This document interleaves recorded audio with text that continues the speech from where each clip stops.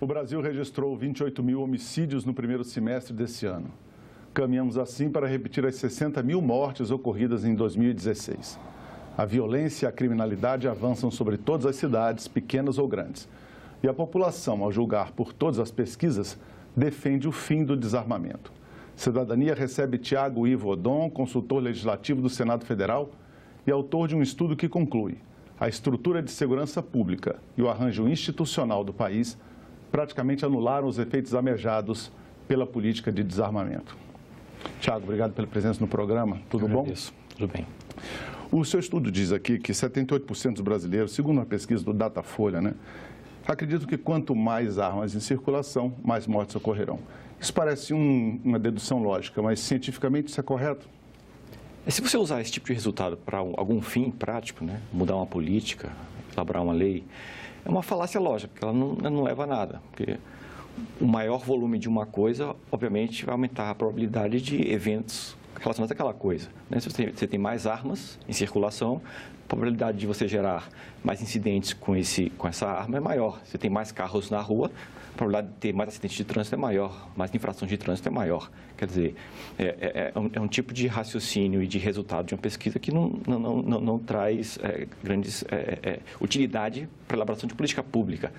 Há perguntas mais interessantes, Por exemplo, por que um país como os Estados Unidos, que tem uma população muito maior, muito mais armas em circulação, muito mais carros em circulação, por que eles lá, o índice de homicídio é maior, a taxa de homicídio é maior e há menos acidentes de trânsito? É uma pergunta melhor de se fazer. Então, isso tem a ver, não é a questão de ter a arma ou não ter a arma, o crime ou não o crime, é a questão do arranjo institucional que cada sociedade encontra, tentar trazer uma política de fora, funcionou no país tal, vamos aplicar aqui. Isso também é um caminho muito criticado e eu afugento qualquer iniciativa nesse sentido, porque cada sociedade encontra o seu equilíbrio institucional, O Estado, ele é um equilíbrio de forças, É uma cooperação de elites, São pessoas que têm habilidade, acesso a produtos e atividades produtivas, habilidade para formar organizações, Nós temos organizações na sociedade como as igrejas, o parlamento, polícia, sindicatos, etc., Então, há uma estrutura de poder em cada sociedade. A forma como essa estrutura de poder interage com a sociedade gera um equilíbrio, Então, nós temos no Brasil uma característica, um certo equilíbrio peculiar nosso, que acabou esterilizando uma política boa, como com um fim meritório, de redução do Estatuto do Desarmamento. Então, a nossa estrutura institucional, quer dizer, esse arranjo social, que foi criado, inclusive, a partir da Constituição de 88, ele, de certa maneira, minou os efeitos do Estatuto do Desarmamento? O que é que temos?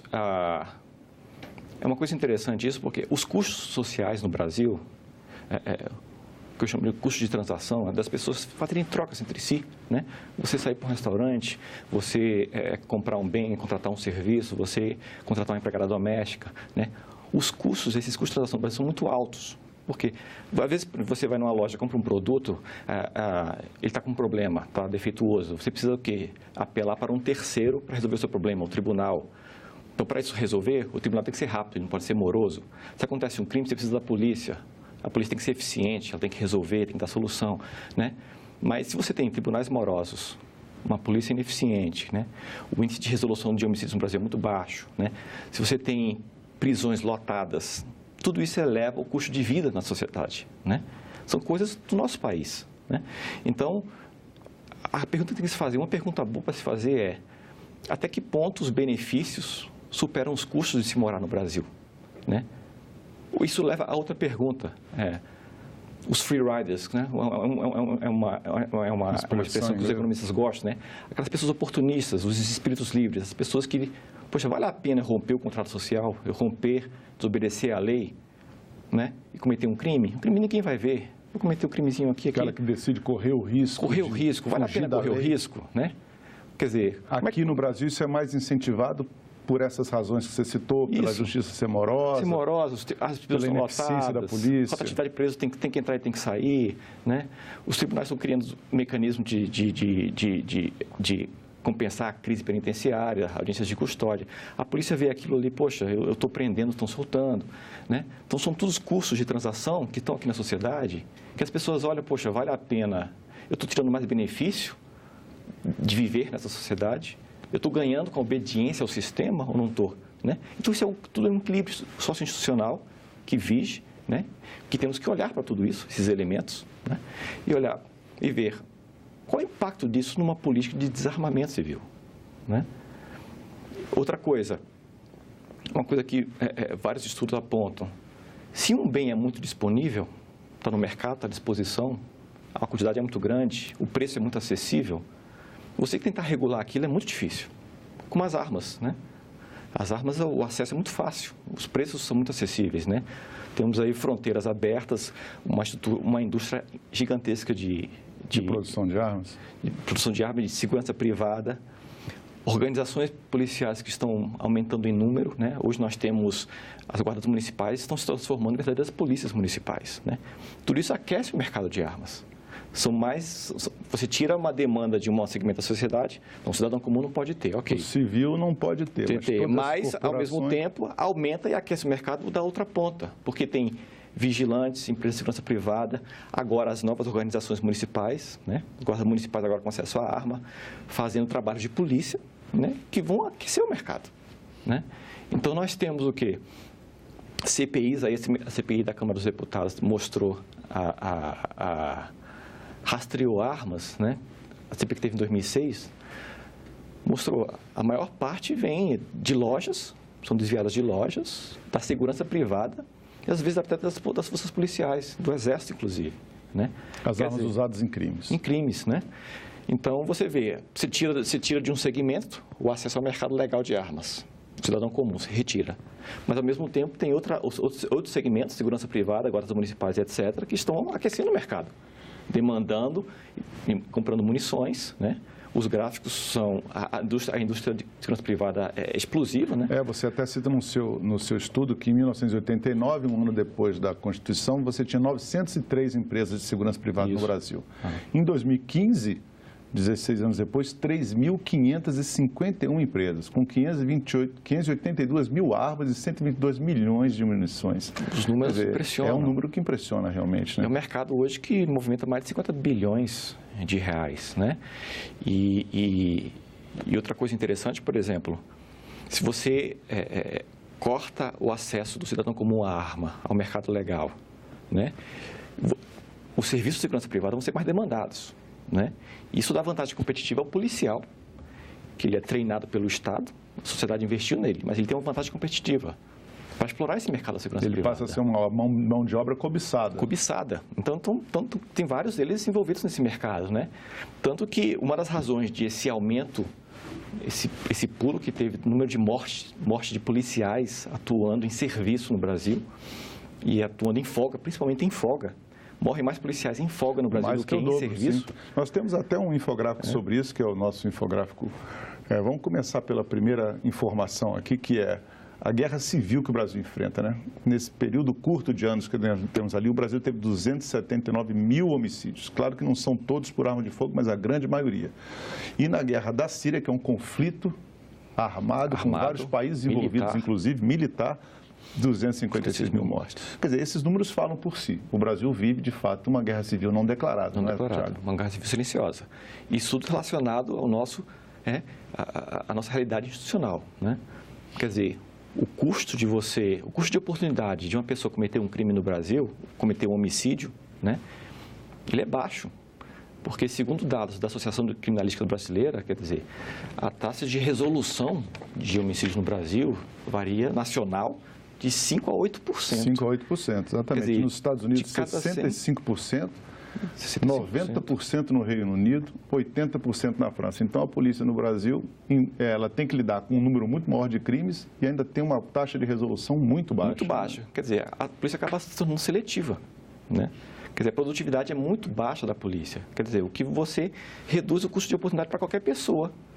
Pô, vou comprar uma arma, eu vou resolver, eu não posso contar com a organização formal, os tribunais morosos, as prisões lotadas, as pessoas estão entrando e estão saindo. O incentivo é você, o utilizar seus próprios recursos e agir por conta própria, eles são apaixonantes, né? Atraem, né? Há um incentivo para isso. Então, esses free riders, que a gente chama, né? Esses oportunistas, as pessoas que, né, se transformam em criminosas, eles abundam na sociedade, né? Eles são muito numerosos, esses números que se mostrou agora. Né? A gente está com números de guerra civil. Interessante também, a gente pode, né, ver na segunda arte que o resultado dessa prática de crimes acentuada no Brasil é a superlotação dos presídios, como a gente está vendo aqui. 622 mil presos, esses foram os dados que você apresentou no seu texto para discussão no início do ano, mas 654 mil já é esse número, segundo o Ministério da Justiça, que nós apuramos antes na produção do programa. São só 371 mil vagas, ou seja, existe uma superpopulação violenta nas penitenciárias brasileiras. E quando chega na Justiça, processos criminais já existiam até 2015, 6,1 milhões de processos penais em andamento no Brasil. E entraram 2,5 milhões de processos novos em apenas um ano. Quer dizer, como é que a Justiça enfrenta um desafio desse? Ou seja, um déficit de vagas de quase 350 mil e uma taxa de congestionamento do judiciário de 70%, de quase 70%. Basicamente, né? Ou seja, são os custos de transação, os custos sociais, os custos de viver em sociedade no Brasil, né? São dados importantes que se tem que olhar, a gente definir, poxa, para onde a gente vai uma política de desarmamento? A pergunta certa é olhar para o cidadão comum, ele deve ter ou não uma arma? Essa não é a pergunta certa. Isso aqui tem que ser enfrentado antes, né?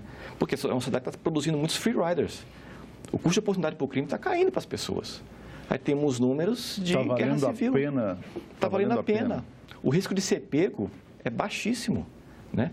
O risco de você chegar a cumprir uma pena, né, é baixíssimo no Brasil. Então, isso tem que ser olhado. Esse arranjo institucional, esse equilíbrio institucional tem que ser olhado antes de você definir uma política de armamento ou desarmamento. Você também mencionou, e a gente tem uma outra informação que a gente pode colocar aqui no vídeo, é em relação à violência dos policiais e contra os policiais, né? Então, nós temos aqui um exemplo. Nos Estados Unidos, que é um país com uma população muito maior que a nossa, com muito mais armas de circulação e com muito mais policiais na ativa, nós tivemos 41 policiais mortos no ano de 2016.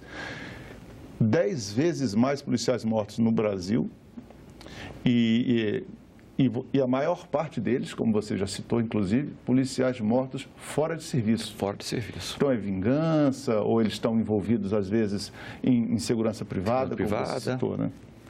E aí a gente vai olhar o caso das pessoas que foram mortas por policiais. 442 pessoas mortas por policiais em confrontos diversos nos Estados Unidos. Muitas vezes as mortes são até justificadas que você está combatendo um criminoso, o cara está armado, não é que a gente está condenando o policial aqui por isso.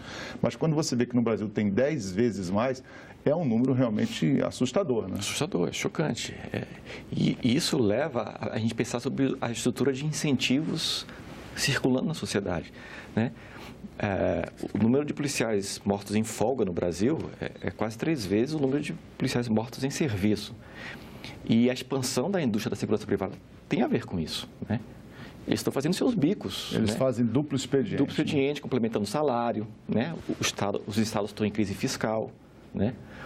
O que está acontecendo no Brasil, outro fenômeno interessante que está acontecendo no Brasil, quer dizer, os efetivos de polícia militar, polícia civil e federal no Brasil estão caindo nos estados. Está caindo e, ao mesmo tempo, os vigilantes estão subindo. Então, está ocorrendo no Brasil um processo de privatização da segurança pública. Privatização, né? A pergunta é, vamos dar acesso ao cidadão como arma? A pergunta não é essa, né? A boa pergunta não é essa, né? Você tem que ver o que está acontecendo, né? Então, a indústria privada está ganhando força e, como eu coloquei também, o que também alimenta um pouco esses números, as guardas municipais, né? Diante de uma crise do nosso pacto federativo, né? A União perdeu força na área de segurança pública com a Constituição de 88. Houve uma reorganização federativa na distribuição de poder, no combate, na persecução penal da segurança pública, né? As nossas polícias não se entendem, não se comunicam, né? Agora, as elites municipais começaram a organizar suas próprias polícias. É um fenômeno recente, né? O Estatuto Geral das Polícias Municipais é de 2014 para cá, né? É uma demanda política relevantíssima, mas é pouco olhada, né? Pouco pensada. Esse fenômeno de crescimento das guardas municipais é recente no Brasil, né? É dos últimos 15 anos, né? principalmente nos municípios com maior número de habitantes, né? Então, são todos arranjos e movimentos que têm que ser olhado, né? Formação de várias corporações armadas, demandando armas, comprando munições, né? E o foco tem sido o cidadão comum. Ele não deve ser o foco, né? Esse equilíbrio que deve ser o foco. O seu estudo fala que o brasileiro ele paga, em média, R$ 70 por mês, deixa eu ver se por mês, pelo aparato de segurança no Brasil. E realmente, se você for considerar a prestação do serviço, está muito caro, né? Está muito caro. Esse número, eu calculei, são serviços de justiça, prisões e polícia, né? O serviço público, né? Então, cada cidadão brasileiro paga por mês R$ 70, desembolsa R$ 70. E o que é que ele tem em troca? Vale a pena? Está valendo a pena viver nessa sociedade? O Daniel Cerqueira, do IPEA, divulgou recentemente um dado, diz que o custo da violência no Brasil é 370 bilhões, foi 370 bilhões em 2016, né? E ele inclui aí tanto os gastos com os serviços públicos, né, de justiça, prisão e polícia, como também o que as pessoas precisam gastar com segurança privada para se protegerem, né? Com seguro, com colocar cerca elétrica na sua casa, contratar o vigilante, né? Os gastos de saúde, né, com as pessoas que chegam nos hospitais, feridas, etc. Quer dizer, são 372 bilhões de reais foram em 2016, né? 6% do PIB isso. O custo da violência no Brasil é altíssimo. Então, o que o legislador, o político deve olhar, os benefícios estão superando os custos para viver em sociedade no Brasil? Essa é que é a pergunta que tem que ser feita. Inclusive, você diz que mesmo com grandes ganhos na área, por exemplo, de tecnologia, o sistema de segurança pública no Brasil produziu pouquíssimo ganho. Quer dizer, a produtividade, a eficiência do sistema, mesmo com todo esse investimento em tecnologia, em material, em equipamento, foi praticamente inexistente. Como é que se resolve esse dilema de você investe, o dinheiro não retorna? O problema, mais uma vez, aquela famosa palavra, problema de gestão da segurança pública? O que nós precisamos é de uma política. Primeiro, um novo pacto federativo para a segurança pública. É uma área que ela não tem regulamentação, competência legislativa bem definida na Constituição, né? As polícias hoje, agora municipais, estaduais e da União, não sabem o que fazer. Eu vou fazer o quê? O conflito de competência, a sobreposição é muito grande. O TCU fez uma pesquisa, mandou questionário para as polícias e disse, quer dizer, o resultado foi, poxa, realmente, a sobreposição, o conflito de competências é altíssimo, né? Então, às vezes a Constituição colocou lá a competência para a Polícia Federal atuar no narcotráfico e no contrabando. Aí ligou o sinal para as estaduais e municipais, não, a gente não precisa atuar nisso. Mas, na verdade, são crimes de atacado, né? Tráfico de drogas, tráfico de armas, que estão relacionados no Brasil, são muito relacionados no Brasil, esses dois tráficos, né? Mas para combater crime de atacado, você precisa de uma integração dos órgãos policiais. As polícias estaduais, municipais, a Polícia Federal precisam atuar em conjunto. Os estados costumam vir aqui a Brasília reclamar do governo federal que o governo federal não faz um patrulhamento eficiente nas fronteiras, que por ali entrariam todas as armas que sustentariam o tráfico ou o crime organizado e tal. Mas o seu estudo mostrou também que a maior parte do acesso criminal a armas não se dá pelo crime transnacional, que as armas quase todas são apreendidas envolvidas em crimes, foram armas que nasceram e morreram aqui dentro do Brasil mesmo. Então, o problema não é só questão de fronteira, o problema é o acesso à arma, que mesmo não tendo sido dado ao cidadão, está sendo dado a muita gente ainda, né? Exato. Esse é o primeiro ponto, né? Nós não temos uma política nacional de fronteira, é um primeiro ponto. E o segundo ponto é que o que vem das fronteiras não é o nosso maior problema. O nosso maior problema é o que está circulando aqui, que a maior parte das armas apreendidas foram fabricadas aqui, dentro do nosso território, né? E os maiores desvios vêm de lojas autorizadas a vender armas, das empresas de segurança privada, que não armazenam suas armas adequadamente, né? Tem sofrido aí furtos e roubos, né, nos seus estoques, né? E armas desviadas das corporações do Estado, as corporações que deviam nos defender, né? Polícias militares, do Exército principalmente, né? Foi o levantamento feito pela CPI da Câmara dos Deputados. Ou seja, nosso problema é mais interno mesmo, né? De ajustar a circulação de armas e o acesso internamente. Se discute, uma última pergunta, se discute muito se a sociedade brasileira é violenta por natureza, porque o seu estudo fala que só cerca de 10% dos homicídios, eles são praticados, como se diz, por um motivo prático, ou seja, é o criminoso profissional, é o cara que acaba matando uma pessoa porque ele está praticando um roubo ou um assalto. Os outros 90% são chamados crimes morais, que é vingança, discussão, briga. Então, isso mostra que o brasileiro realmente é violento, prefere recorrer à violência para resolver suas pendências? Essa é uma questão interessante. O Steven Pinker, de onde eu tirei esse dado, ele fez um estudo panorâmico mundial, né? Ele encontrou esse índice. No mundo, ele observa-se que apenas 10%, né, dos homicídios no mundo, de uma forma geral, eles são cometidos com fim prático, né? É o bandido que mata para roubar, o traficante que mata o seu concorrente, mata o policial, etc. E 90% são, né, os homicídios morais, né? É vingança, né? Uma discussão doméstica, né? É uma briga de bar, né? E o Ministério Público já fez alguns estudos empíricos no Brasil, em algumas cidades, e percebeu, no Brasil, até é maior do que esses 90%. Maior que esses 90%, né? Chegou a índice de 92%, 93% no Brasil, né? Quer dizer, o perfil nosso é de homicídios praticados por motivo fútil no Brasil. É a maioria esmagadora, 92%, 93%. Né? Então, é um perfil sociológico da nossa população. Né? Tem um sociólogo que eu gosto muito, Norbert Elias, que ele fala do processo civilizador. Né? As sociedades elas têm graus diferentes de atingir, de controle de seus impulsos violentos. Tem a ver com racionalização das instituições, o processo de interação e igualização social, né? Nós temos uma sociedade muito heterogênea, muito desigual, né? Com interesses muito heterogêneos, diferentes. Então, eu gosto de pensar nessa perspectiva, quer dizer, o nosso processo civilizador ainda é fraco no Brasil. O nosso contrato social ainda merece ser muito aperfeiçoado, né? Então, é uma sociedade que apela, o perfil do brasileiro médio é um perfil violento, que apela para a agressão para resolver seus problemas. Isso é preocupante, são dados empíricos, né? Está nas pesquisas, né? Então, é um dado preocupante, realmente. Tiago, muito obrigado pela sua presença no nosso programa. Parabéns pelo trabalho. Obrigado pela oportunidade. Você pode rever esse ou qualquer um de nossos programas, é só acessar o nosso site, senado.leg.br/TV.